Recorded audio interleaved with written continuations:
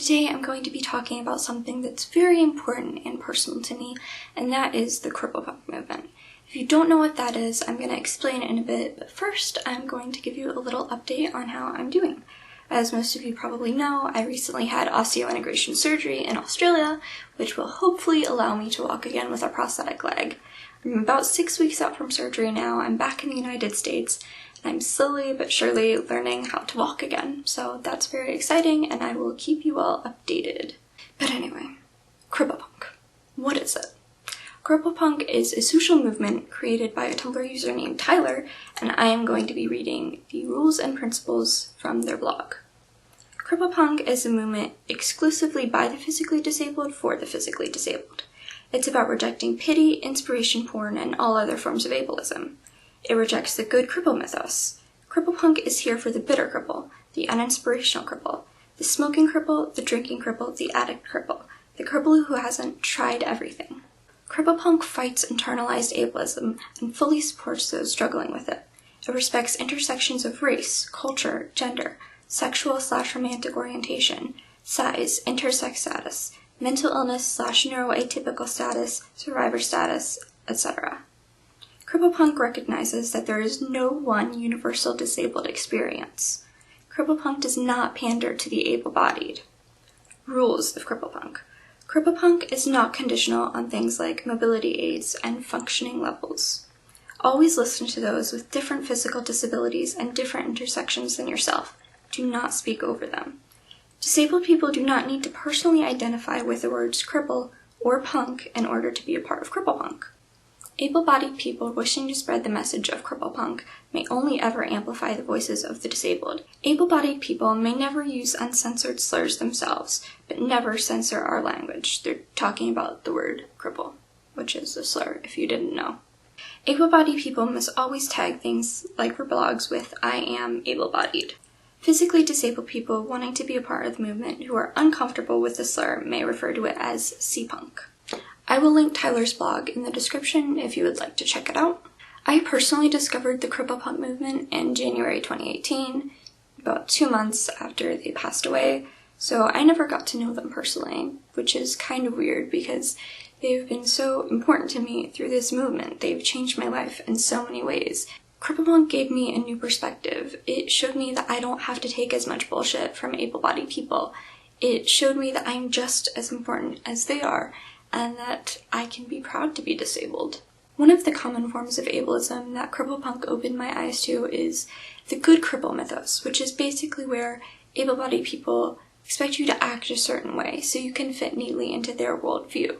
They expect you to push yourself as hard as possible so you can be inspiring to them. And if you break in the process, it doesn't matter because they don't view you as human. And that mindset is just so damaging. If I want to lay in bed and do nothing and just waste away, that is my right to do so. That is my choice to make. It's not a choice I want to make, but it's very important that I have the freedom to do so. And yet, even saying this is seen as extremely immoral by able-bodied people.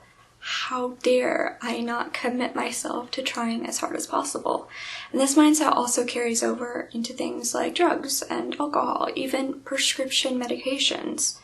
I have gotten so much hate for taking opioids prescribed to me by a pain specialist because how dare I want to not be in excruciating pain all the time? If I didn't take those medications, I wouldn't be able to function at all. And yet able-bodied people expect me to fight through the pain and get off the drugs to be inspiring to them, even though it's practically impossible. And of course, this attitude also goes for emotional pain. Able-bodied people expect us to be cheerful and optimistic all the time. If you say one thing that's slightly negative, you're gonna get tons of shit for not being a positive person, which is extremely fucked up and extremely damaging and unhealthy. I've made videos in the past about how important it is to let yourself feel pain, to let yourself mourn and feel loss, and yet the message hasn't really gone across, so I'm adding a new emotion to that list. It is important to let yourself feel anger.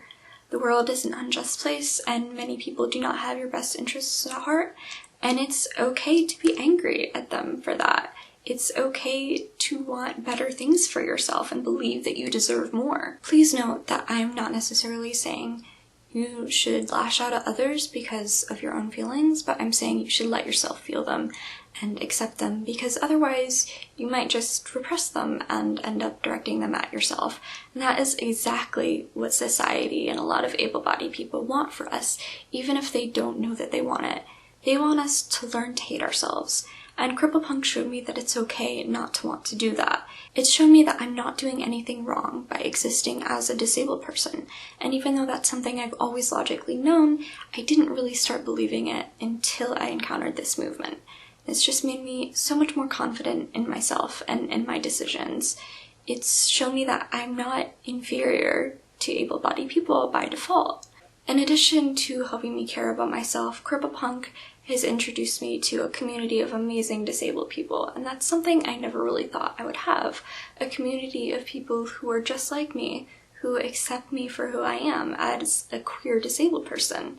That's pretty amazing. Overall, CripplePunk has helped improve the quality of my life tremendously, and I feel like it could probably do the same for a lot of my disabled viewers. So if you're physically disabled and agree with what you've heard in this video, I'm going to link Tyler's blog and the CripplePunk tag on Tumblr in the description.